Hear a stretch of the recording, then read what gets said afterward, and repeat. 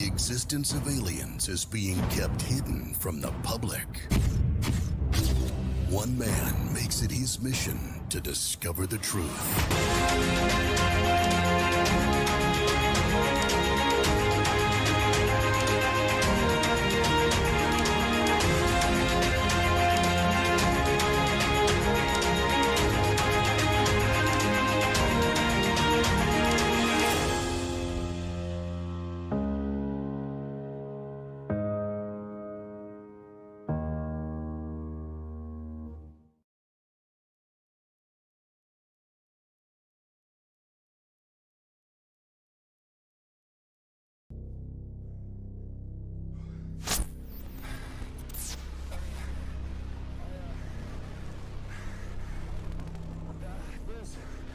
There's something. Oh my God.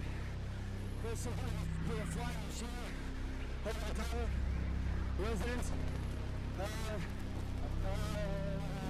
It's pure. The house. It's taking me. You gotta get somebody down here. You gotta send backup now.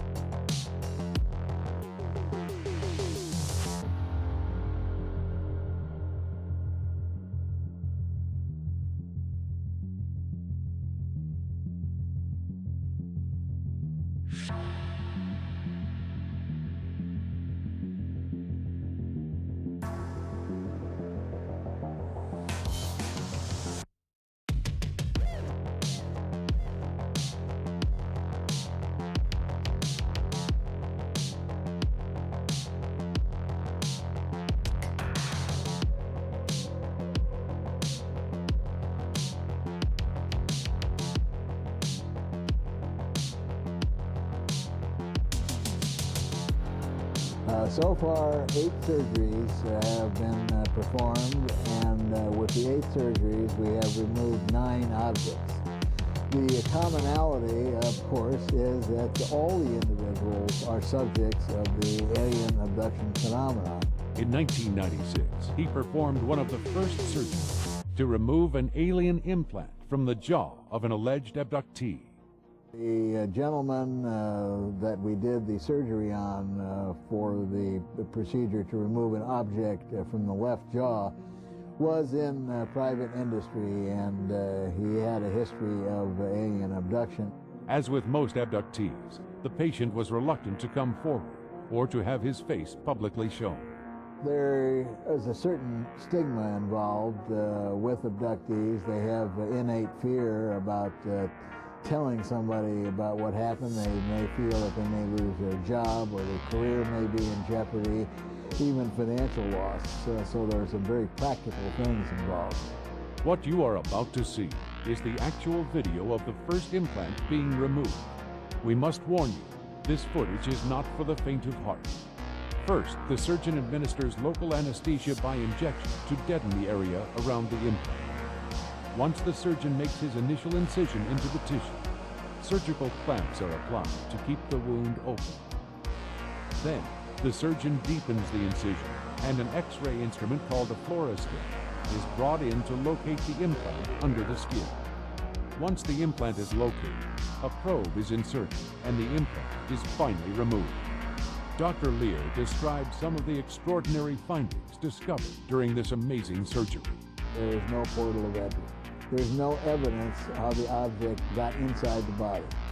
Then when we look at the soft tissues that surround the object, we find there is no inflammatory response. This is impossible because everything that enters the body should have an inflammatory response. And then thirdly, they are surrounded by a large number of nerve proprioceptors which are not anatomically correct. Once the outer biological membrane was removed, it revealed a triangular-shaped object. This object was housed in yet another gray membrane. Remarkably, this inner membrane could not be cut, even with a surgical scalpel. The implant was then sent to Los Alamos National Laboratory for metallurgic testing. We knew that when we got the initial report back from Los Alamos that we didn't have something that was common, because Los Alamos is a world-class laboratory and would not recommend further testing on anything that they didn't feel was strange. So it was the combination of elements that were in these objects that I think inspired them to advise us that more tests should be done. The implants were then sent to New Mexico Tech Laboratory, where a battery of metallurgic tests were performed on the objects. The theory that they put forth was that these were portions of meteorites. They did not know they were removed from the human body. Amazingly, the New Mexico Tech Lab report revealed that the elements in the implant were composed of meteorites so rare, only a few had ever been found. At this point, scanning electron microscope analysis was conducted on the implant. The results revealed the implants were manufactured and not naturally occurring meteorites. Amazingly, results showed the implants had been connected to the patient's nerve endings. The second set of tests following some of the tests that were run at New Mexico was run by University of California at San Diego. The laboratory results from the University of California at San Diego confirmed the earlier tests. Astonishingly, a portion of the metal analyzed in the implants was extraterrestrial and did not come from Earth. Some of the elements that were found in combination were of non-terrestrial or extraterrestrial origin. The evidence is overwhelming. The implications are staggering. In each case, the chain of evidence has been documented, and the test results are shocking. This could be the proof that science has been looking for. The implications of this discovery are worldwide and affect every single living human being.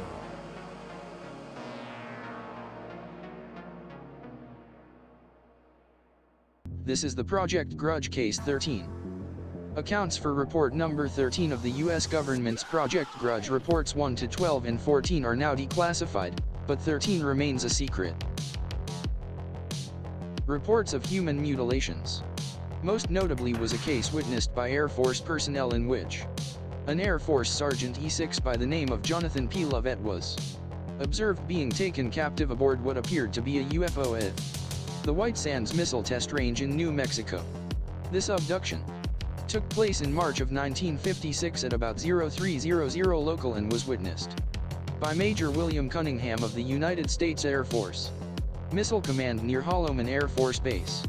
Major Cunningham and Sergeant Lovett were out in a field downrange from the launch sites looking for debris from a missile test when Sergeant Lovett went over the ridge of a small sand dune and was out of sight for a time. Major Cunningham heard Sergeant Lovett scream in what was described as terror or agony. The Major, thinking Lovett had been bitten by a snake or something, ran over the crest of the dune and saw Sergeant Lovett being dragged into what appeared to him and was described as being a silvery disc-like object which hovered in the air approximately 15 to 20 feet. Major Cunningham described what appeared to be a long snake-like object which was wrapped around the sergeant's legs and was dragging him to the craft. Major Cunningham admittedly froze as the sergeant was dragged inside the disc and observed the disc going up into the sky very quickly. Major Cunningham got on the Jeep radio and reported the incident to Missile Control, whereupon Missile Control confirmed a radar sighting. Search parties went into the desert looking for SGT Lovett. Major Cunningham's report was taken and he was admitted to the White Sands Base Dispensary for observation. The search for Sergeant Lovett continues for 3 days, at the end of which his nude body was found approximately 10 miles downrange. The body had been mutilated, the tongue had been removed from the lower portion of the jaw. An incision had been made just under the tip of the chin and extended all the way back to the esophagus and larynx. He had been emasculated and his eyes had been removed. Also, his anus had been removed, and there were comments in the report on the apparent surgical skill of the removal of these items, including the genitalia. The report commented that the anus and the genitalia had been removed as though a plug, which in the case of the anus extended all the way to the colon. There was no sign of blood within the system. The initial autopsy report confirmed that the system had been completely drained of blood and that there was no vascular collapse due to death by bleeding. Sub-comment was added that this was unusual because in any body who dies of bleeding, or in the case of a complete blood loss, there is always vascular collapse. Also noted was that when the body was found, there were a number of dead predatory type birds within the area who apparently had died after trying to partake of the sergeant's body. There were a number of extremely grisly black and white photographs. From all indications, the body had been exposed to the elements for at least a day or two. The New Mexico sun in the desert is extremely hot and debilitating under normal circumstances. In this section of the report, it also indicated that there were numerous occasions in which a UFO was tracked alongside a fired missile, and on one occasion said missile was observed being taken aboard a UFO while in flight. The speeds indicated were absolutely phenomenal. While easily disregarded as fiction, the alleged 1956 New Mexico incident offers intriguing parallels to other reported mutilations, both past and present. In 1988, a body was allegedly found at the Guaraparanga Reservoir in Brazil. According to reports, the victim had been dead for 48 to 72 hours, but there was no sign of decomposition. The eyes, ears, tongue, and genitalia had been removed, as had the digestive organs. There, David had the rectal core, jaw strip, seemed to have organs removed, because the chest was sunken right in. He had his ears removed, and the internal organs into his brain were missing, both eyes. He had 2 little holes in his skull, which you don't know what happened there. And he had muscle taken from his arm, small holes and muscle extracted, and in his thigh, an oval hole, and his scrotum had been removed, and as you say, an anal cord. Were never able to identify the victim. Widespread reports of livestock mutilation also contain similar details. Since the early 1970s, incidents of mutilated cattle, sheep, horses, rabbits, deer, bison, and elk have been recorded, with the bloodless corpses often lacking jaw flesh, eyes, ears, tongue, lymph nodes, and genitalia.